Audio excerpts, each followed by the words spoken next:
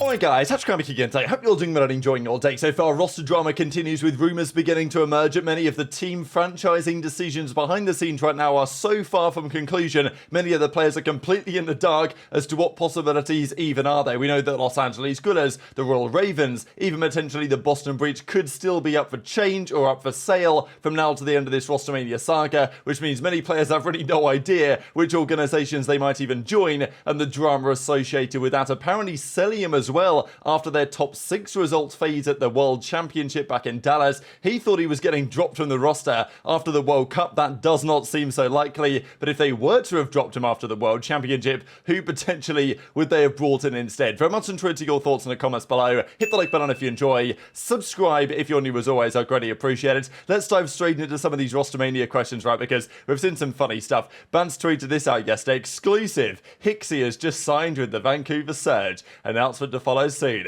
And quality bit of Photoshop job here from Benjamin. We've got 04, we've got aBeZy, the 2 men that we know are staying on that team. We do not currently know the 3rd or the 4th. Hixie, I'm not gonna lie, should be a name on the radar of some of these teams. We saw what he did with Toronto Ultra last year. To be honest, I think there were some possibilities, like even this year, for example, Boston or something, they could have brought Hixie in and probably he'd have done a better job than they did with their actual roster changes.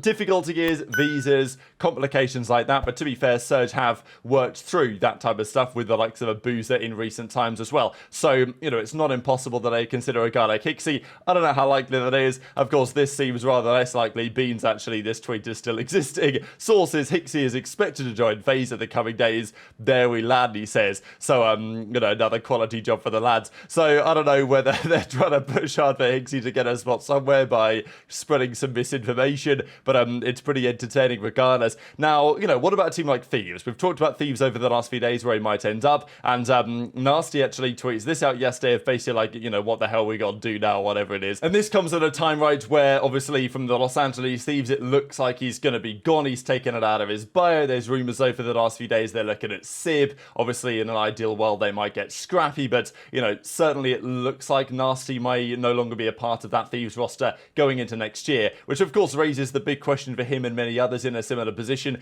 Where's he actually going to go? Because the league as it stands is actually pretty unclear which rosters are even ready to be formed yet. And that's been one of the interesting developments really yesterday, as ReeaL says, still currently head coach of the Subliners, although rumour has it that may not last for long, and his contract will either not be picked up by the Cloud9 team, or he's got a better offer elsewhere. Of course, Zuma had him linked to Falcons, although then Falcons said that ain't true, but I don't know what the truth of the matter is. ReeaL will be coaching somewhere next season. As it stands, he's still on the Subliners, and he might still be out in Japan right now having a good time, but he does say there's a weird limbo state with Rostermania right now. Pretty sure most players don't even know what orgs are coming in or out, and Jake Can actually reposts this, kind of implying that, yeah, this is true in large part. So we've talked about a couple of things holding up the developments in Rostermania, one of which, of course, being the Scrappy question and what's going on with Toronto.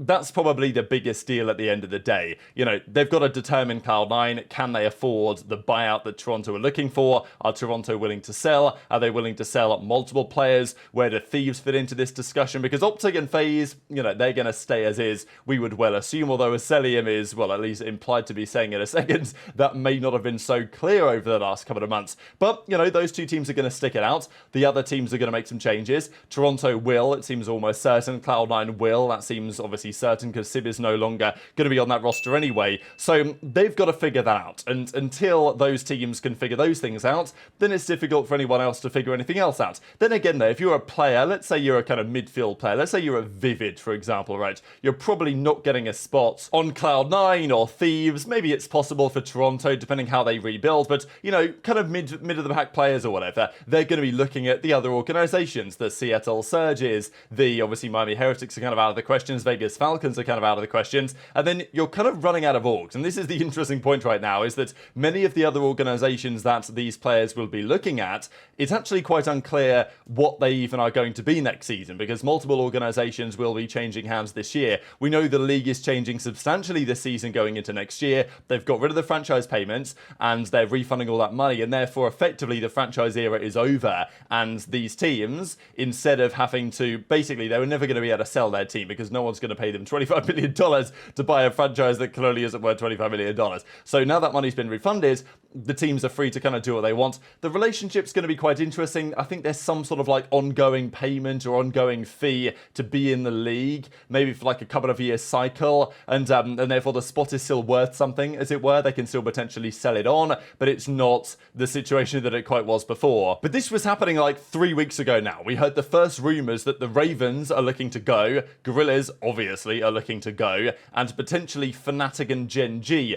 two of the organizations looking to come in. We've heard talks about TSM. Of course, we've seen Space Station Gaming looking to throw their hat into the ring. There's been rumors about other teams as well. Cloud9, of course, have actually executed. They are coming in. And, other orgs, I'm pretty sure the likes of potentially Liquid, right? There's other possibilities out there as well. But Ravens, they've had enough. They want out of there, and I've had enough of them, to be honest. And as sad as it was for the London team to leave, now they've left, it's like, hey, I'm not going to care as a UK fan anymore what happens to the Carolina Royal Ravens, respectfully. And Gorillas have been terrible for the last couple of years because they haven't tried. So, it is what it is. I think we do want these other organizations to come in. Boston are still Boston for now. That's the rumor over the last couple of days, that, they're not going to be offering crazy money as they did the last couple of years, but they at least might still be semi-committed to the space, which I guess is better than the Vegas Legion over the last couple of years, or the Ravens over the last couple of years. And of course, Legion are also gone to the Falcons, but those guys, it's the full Saudi team, and Miami is still the full Spanish team. So,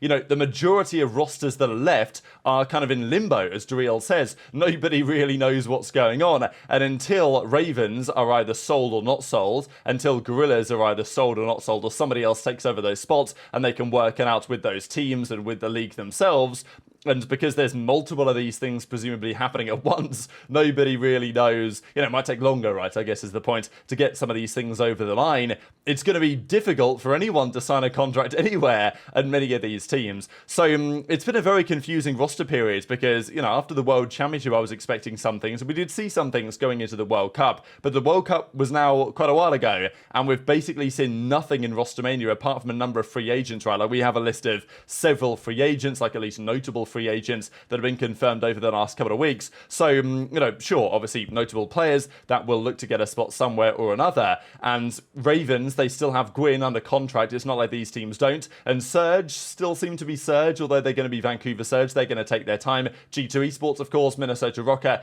they've got an interesting option on their hands, right, with probably keeping Lins and then figuring everything else out from there. They could keep ReeaL as well. He did a pretty good job, I think, for them at the World Cup, but of course their team overall was absolutely terrible, so that is difficult to think about. But yeah, it seems like a lot of these players just have to bide their time and wait for these organizations to figure out what the hell is going on before they can start to have some of these conversations. And of course, while that's all happening, then you've got the Scrappy, Toronto, Cloud9, Thieves question marks to be solved as well. But let's talk about the Cellium stuff, because Hit releases a video with, of course, the podcast Around the Bar with none other than Damon Carvajalo. Pretty cool that he got the beer out as well. Usually the guys on there don't drink beer, but Damon's in full dad mode, isn't he? So he's got the pint of lager or whatever. But Hitch is talking about during the COD Next events that, of course, Cellium and others attended, and Hitch was there as well, was asking him the question about his run after the World Championship, right? Because after Champs, they did not have a great result.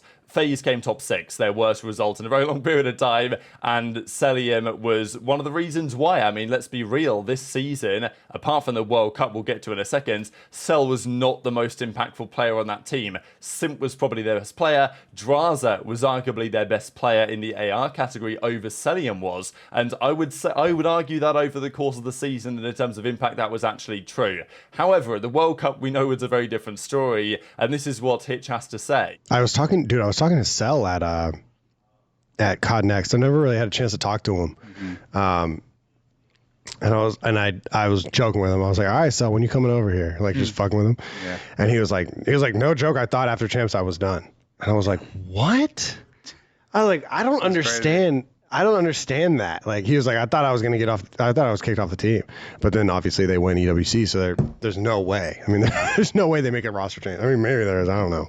Yeah, but, I mean, So fascinating to think about the fact that Cellium seemingly thought that after, Champs was over, the top 6 placing, he had an okay time at Champs, but obviously top 6 not good enough, and he was eventually 8th on our kind of season ladder for all the players, which is not as high as Cellium usually is. And his numbers, of course, were still in some parts Cellium numbers, but if you look at the impact, kills per 10, damage per 10, not especially high for his role, not especially high for what you might expect given what he's done over the last couple of years, and also just the playstyle thing in general. I mean, it wasn't long ago I was sharing clips on the channel of him playing with the MP5 back in MW19, absolutely flying and frying. That's not been the way that Cellium played over the last few years, but we know that that playstyle is still in there, and it seems like after Champs, he was scared that he was going to get dropped if he didn't absolutely turn it around big time for the World Cup, and then he completely locked in. Seems like he changed his playstyle around as well, because he absolutely played faster at the World Cup and dropped one of the best ever individual events at the Esports World Cup, and there was no way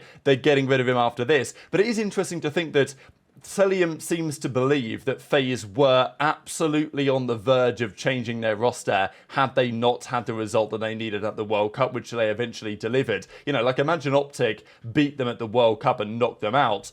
FaZe probably would have changed on this evidence, right? And it's also interesting the idea that Cellium potentially would have been the one to go, implying that Simp and aBeZy are a very strong core that probably are, never going to really look to change up. But equally, the Drazah wouldn't be the one to go. Maybe it shows that maybe the FaZe boys had to some extent learned the lesson that maybe just keeping Simp, aBeZy, Cell and changing the 4th is not necessarily the recipe, because had they come, let's say, top 6 at Champs and then top 4 at the World Cup, they'd have probably been mandated to make a change at that point. I mean, they wouldn't have to, but you know what I'm saying. They probably would have felt like they'd have needed to, especially if what Cellium says is true, that the team were on the verge of getting rid of him after the World Championship. But of course, they had one more event still to go, which helped them out massively. It helped Cellium out massively as well to prove exactly what he can do when he plays in arguably the way that he should with the talent that we know that he has. But, the point, I guess, was that they weren't going to just say, oh, well, we've lost again, we're going to drop Drazah and bring in another 4th. It was like, no, potentially we're looking to get rid of Cellium and bring in somebody else alongside Drazah to round out the team. Who would that have been? I mean, obviously the target, I guess, would have been Scrappy at that point, right? Over from that Toronto team. If you are going to bring in another AR, why not target the best at that point? Not like he plays exactly how Cellium did, but the problem then is that you're getting, what, Scrap and Drazah on the same team? Like, we know that aBeZy and Drazah have solved their drama from a couple of years ago, and maybe Scrap and Drazah could do it. Like, maybe it's not impossible, but I don't know. Like, maybe that's a bit much, you know what I mean? Like, to resolve that, I think would be a bit of a challenge. It's doable. We've kind of seen things done before, but the idea of dropping Cell for Scrappy and putting Scrap and Drazah together on a team, I don't know. It seems kind of ambitious to me. So then you're looking at, what other player? Do you bring Slasher back at that point? I don't think that would be implausible. Ideally, you'd probably want Octane, wouldn't you, really? But Octane's obviously long retired, so not much you can do there. I think that would maybe be, I don't know, interesting conversations. Intrigued to your thoughts as always in the comments below. Just one final thing to mention. So in a few hours' time, 4 p.m. Eastern time, Shotzzy is 1v1 in Ksun here, and it's interesting what they're going to do. Zuma is the referee, so we'll see how that goes. But they're going to play across multiple games. No COD, it seems, because maybe that would be slightly too easy. But they're going to play CS, Halo, which, we'll see about that one. Rainbow Six, Valorant, and then Rocket League. So, seems exciting. If they're just doing this straight up, then good luck is all I'll say. It's a Ksun. So, FaZe versus OpTic. Very much intrigued to your thoughts on all of this stuff in the comments below. Hit the like button if you enjoyed. Subscribe if you're new. Take care, and I'll see you next time.